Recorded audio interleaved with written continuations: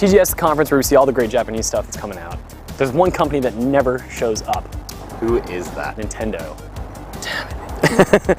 But maybe they didn't show up at the show, but something that they recently announced was here. It was the new 3DS, as it's actually called. It's literally just called the new Nintendo 3DS. Yeah, it's got a faster processor, some of the buttons are reconfigured, a little analog nub.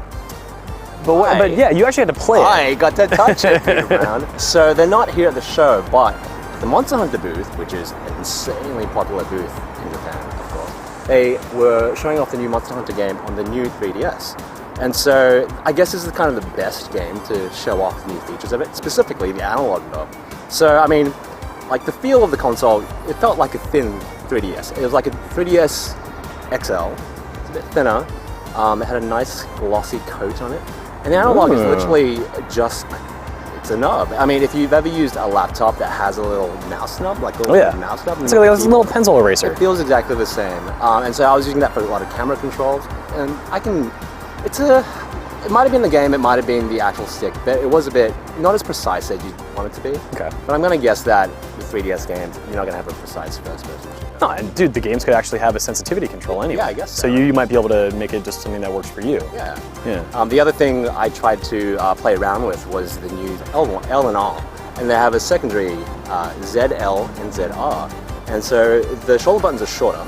And if you push your sort of fingers in, there are extra ones. For Monster Hunter, it seems like both of the shoulder buttons basically do the same thing. For people who play Monster Hunter, they may have used the Circle Pad Pro, which also had those extra buttons on there. Yeah, so that's basically going in all that shit into the unit. But I felt like they were really far away. I really had to make a concerted effort to reach over and tap it. You know? It's like not as comfortable as sitting. It's not as comfortable as saying having R1 and R2 on your PlayStation controller or your Xbox. But yeah, like, we'll see like what uses they have. But the main thing that really impressed me was the new 3D screen. Like, yeah, I've heard it's got like a much wider gamut in terms of like, sort of like, you know, the angle that you can position it and still see the stereoscopic effect. So yeah, I usually don't play with 3D on the 3DS like outside because, you know, I'm walking around, you know, I'm on the bus, you know, it'll just shake and, you know, the image will split like quite easily. But this was crazy. I would like test it, I'd be 3D full blast, and I'd rotate it so far out, like to the point where I could just barely see it, and it still wouldn't split.